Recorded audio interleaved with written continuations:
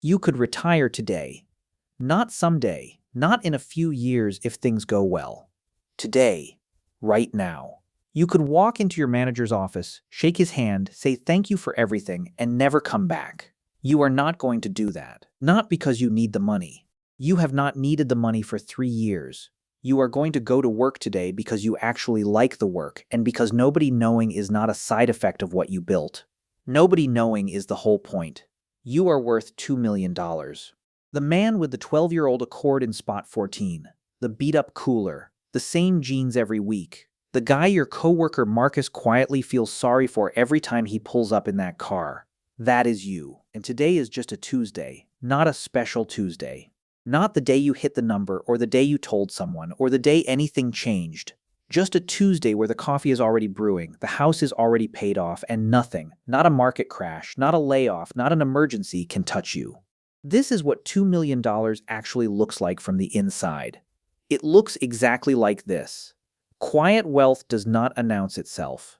That is the entire point, and that is exactly what this video is about. You wake up at 5:52. No alarm, your body runs on its own schedule now.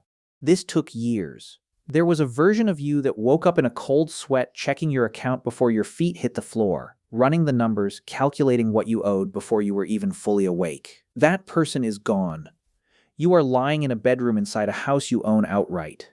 3 bedrooms, 1 story, $218,000 11 years ago, paid off 4 years ago. The deed is in a fireproof box next to your passport and a photo of your dad. You are not living in your dream house. You are living in something better. A house that asks nothing from you. No mortgage. No landlord. No fear. A roof that belongs to you completely. You make coffee at home and stand at the kitchen window while it brews. Your neighbor Rick's boat sits under a tarp in the driveway. Bought it 2 summers ago. Financed it. He talks about it the way people talk about things they are still trying to convince themselves they enjoy. Rick makes more money than you.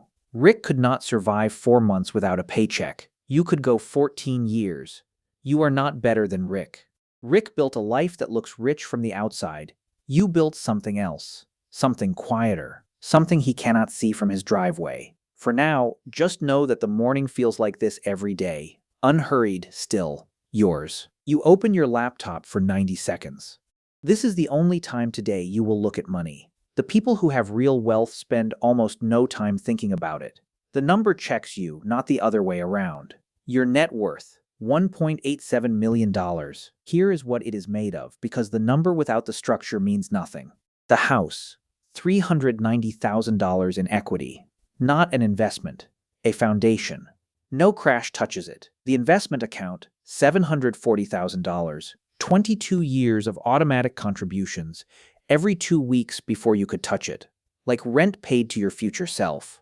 You stayed in during 2020 when the account lost $80,000 in 6 weeks, and every anchor was using the word catastrophe. You did not sell. You bought more. The discipline to do nothing when everything screams act, that is the skill. Nobody teaches it. You only learn it by staying. The rental property, $310,000 in equity and $1,100 deposited every single month. Bought 9 years ago when your brother-in-law called it reckless. Today it pays your groceries, your utilities, and your car insurance without you doing a single thing. That is what passive income actually is. Not a course. A deposit, every month, whether you show up or not. The cash, $112,000, 18 months of expenses, doing almost nothing. That is its job. Cash is not an investment. Cash is the reason you will never be forced to sell something at the worst possible time. And then there is $38,000 in an account your niece Sophia does not know about. She is 7. One day she will open a letter and learn that something has been growing for her since she was born. That will be the loudest thing your money has ever said. You close the laptop. The market opens in 90 minutes. It will rise or fall. You are going to do nothing. Your job is not to react. Your job is to stay.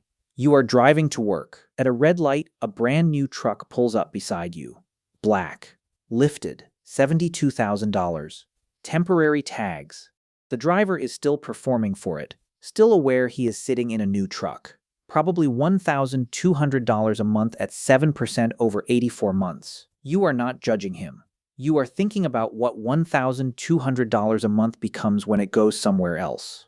Over 25 years, around $1.3 million. That truck is not a truck. That truck is the version of himself he will never get to meet.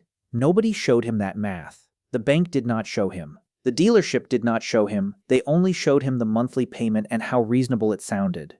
The light turns green. He roars ahead. You proceed at a normal speed, coffee in hand, headed to a job you have not needed for 3 years. You are a warehouse operations manager. 11 years. $97,000 a year. Nobody here suspects a thing. The man with the 12-year-old car is worth more than the building most of them are sitting in. That invisibility is not an accident. It is the strategy. The quiet millionaire does not need to prove anything to anyone. Stealth wealth is not humility. It is armor. Your manager runs a meeting at 9:15. Q3 efficiency targets, 7 slides. You have seen this meeting before, not this one specifically, but this one. You sit in the 3rd row with the attention of a man who knows this is not the most important thing in his life. When your manager floats an idea that will not work, you say so. Calmly, clearly, without apologies around it. Honesty is the most expensive thing in any office. You are the only one here fully paid up. 2 years ago, they offered you a promotion. 30% more pay, double the travel. 60% more meetings. You said no thank you. Your director looked at you like you had declined a kidney transplant. You smiled and went back to your desk. The extra pay would have moved your retirement date by 4 months. The extra stress would have taken more than 4 months off something else. This is what financial security actually buys. Not the lifestyle, not the status. The ability to say no to things that are not worth your life and feel nothing when the room goes quiet. Lunchtime. Food from home. $3.80 per serving. Your coworker Marcus is on his 4th consecutive week of $22 delivery orders while telling anyone who will listen how tight money is this month. You used to feel smug about the lunch thing. You are embarrassed about that now. Somewhere around the time your net worth crossed $400,000, the smugness burned off. You stopped seeing other people's spending as a scoreboard. You eat from home because you genuinely do not want the $22 version more than you want what you have. That shift, from discipline to preference, from restraint to desire, only exists on the other side of the work. Nobody can sell it to you. You have to earn it by doing the boring thing long enough that the boring thing becomes what you actually want. Your phone buzzes. Dev, 26, 2 desks over. Hey, can I ask you something weird after your shift? You say yes. You were Dev once. $11,000 in credit card debt and a shame about it that felt heavier than the actual balance. You know exactly what he is going to ask. And the 2 sentences you are going to give him are the same 2 sentences that change the shape of everything for you. This is what a money mindset actually transfers to the next person, not a framework. 2 sentences. At the right moment. At 2 in the afternoon, your sister calls. Her car needs a transmission repair. $1,400. You can hear it in her voice before she finishes the sentence. That specific tightness. The one that sounds like someone rehearsing an apology for existing. You know that voice from the inside. You lived in it in your 20s when a $600 emergency felt like a wall you could not see over. You tell her not to worry about it. You transfer the money while she is still on the phone.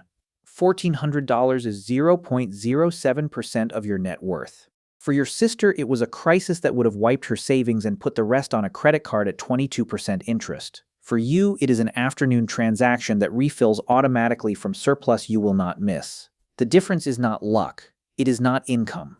It is 22 years of one boring decision made consistently in the background of an ordinary life. The best return you will ever see is not in any account. It is the sound of your sister's voice when the weight lifts. Dev catches you in the hallway at end of shift. Coffee tomorrow morning before the shift? You say yes. You are going to give him 2 sentences. Pay yourself first automatically before you can touch it, and never carry a balance on anything that does not grow. That is it. Everything else, every book, every video, every podcast is commentary on those 2 sentences. You are not going to tell him your net worth. You never tell anyone. The number is not the point. The number is proof. You pull into the driveway at 5:38. Rick waves from his lawn. The boat. 2 SUVs. Home equity line 1 bad month from real trouble. You always follow that thought with the same correction. Rick's boat made real memories last summer. There is no spreadsheet for that. But you have also seen the other ending. Your father at the kitchen table, 53 years old, $6,000. Terror in his eyes. Not fear exactly, but the specific look of a man who worked every single day of his adult life and only now understood that working hard is not the same as building something permanent. The layoff did not break him financially in that moment.